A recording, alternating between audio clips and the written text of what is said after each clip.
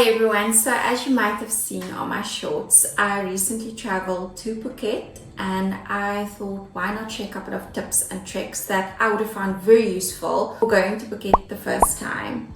I've been to many countries and I always thought, Phuket could still wait, and then I finally got to a point where my husband and I were like, you know what, why not give it a go and see what the hype is about.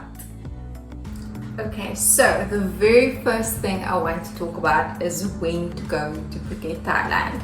And I'm definitely going to tell you guys that I am aware that there's a lot of travel packages that are super cheap, but guys, it's usually in monsoon season. Be aware of that because we've gotten so much negative feedback about Phuket that it rains all the time, it's super humid. And when you go in monsoon season, that is what's going to happen most likely. If you want beautiful blue skies and lovely gorgeous weather, I highly recommend going from November, probably November, December and Jan, Feb as well, and you can be almost guaranteed to have beautiful weather. So guys, if you're going in monsoon season, expect it to rain, expect it to be very humid. It might be cheaper, but you kind of have to then take the good with the bad. We decided to go in November after monsoon season and it was absolutely beautiful. It was blue skies, it wasn't as extremely hot, it wasn't as extremely humid, and we could do anything we wanted just about any time of the day. So I'd highly recommend, even if it's a little bit more expensive, go when the weather is beautiful. The next app is the transportation. Guys, this was quite a challenge, if I can call it that. When we were researching videos on Thailand and how to get around, absolutely nobody said that the easiest way is to just use Bolt. So guys, a big tip that I would give is download Bolt on your phone before you go to Thailand. We did, however, use Grab when we left the airport at international arrivals. When we came out of the doors, there was a little pathway to the left that we used, and then it's a quick right. You can see the area where you can sit and wait for your car. Also around transportation, and something nobody told us is, and this was very funny actually, we traveled with friends and obviously we then had a lot more luggage than two people would.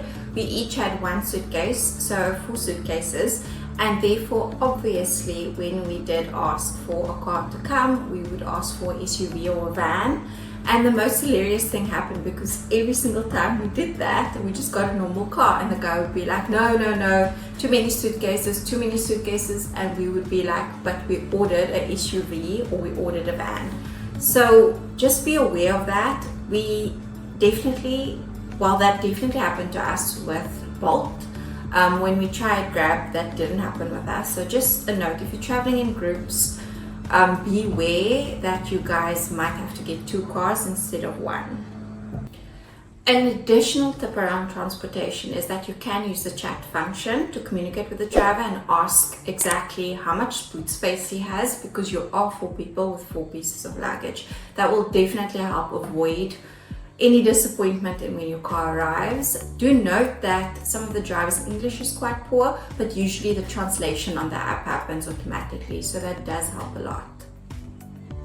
Another thing when it comes to transportation to be aware of is that traffic in Thailand is hectic, guys. It's hectic.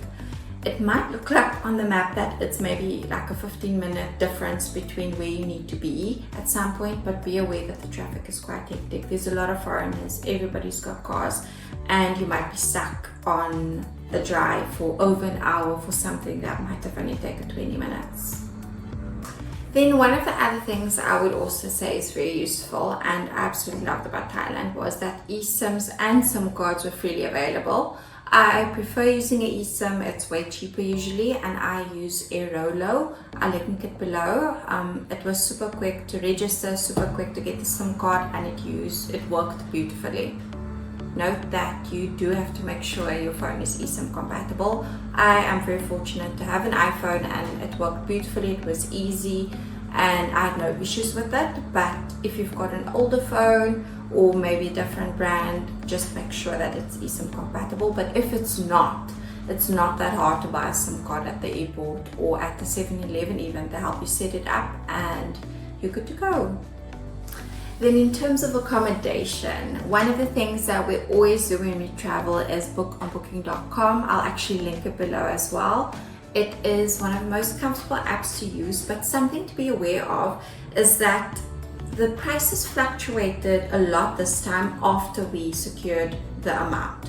So my husband and I have used it for many countries, and usually when we book it, the price we get when we booked it is the price we would have to pay. And with Thailand, that was not the case. It did go up, which was very strange. Not by a lot, but it is something I will mention to you guys, so that if you can pay in advance, I would do that. We usually do pre-cancellation and pay on arrival. So maybe that was why. Then something else about the accommodation that was very new to us, and as I said, we've been to a lot of countries before, but this has never happened, is every single time we moved to a new hotel or resort, we had to pay a deposit. I don't know why we had to pay a deposit, but we did, and it was quite a bit of money. So I would say if you planned on having a certain amount of money for spending and they ask you to pay a deposit for accommodation, and they will also tell you it takes 14 to 21 days to pay it back, be aware of it, because it can cut into your spending money if you are not prepared. And I would say one way to be prepared is to take cash. So make sure you draw money and you give your deposit in cash, because then they have to give it back in cash. Then it comes to food. Guys, Thailand is amazing. Everything they say about 7-Eleven, it's true. Everything they say about the food, it's true. The food is super affordable. I am not going to lie, I basically ordered prawns for everything. In South Africa, prawns are very expensive and you probably get 3 in every meal. In Thailand, I got a ton and it was so good. If you like spicy food like I do, I would say it wasn't as spicy as what everyone else said it should be. Maybe just my taste buds, I don't know. But the food was delicious, it was super affordable, and I would highly recommend you guys to try everything on the menu. What should you pack? I am going to say, guys, less is more. Pack very little things. You do not need a lot. I keep making this mistake no matter to which country I go, and this time I feel like I did learn my lesson a little bit. But anyway, do not take 10 pairs of tackies, do not take 10 pairs of sandals or fancy outfits. You are probably not going to wear it. I would recommend taking a pair of sandals, a pair of flip-flops, and maybe a pair of tackies if you are doing a hike or something like that. I would also say for the ladies, if you love dresses, a couple of dresses is enough. I would also recommend, and especially again for the ladies, I made a big mistake. I only packed one-piece swimsuits, and when we went for massages, it was a little bit complicated because they ask you to obviously take it off. So I would say that if you can, wear two-piece swimsuit because it's just more comfortable. When it comes to things to do in Thailand, it's obviously your preference. You might be super adventurous or super laid back like me.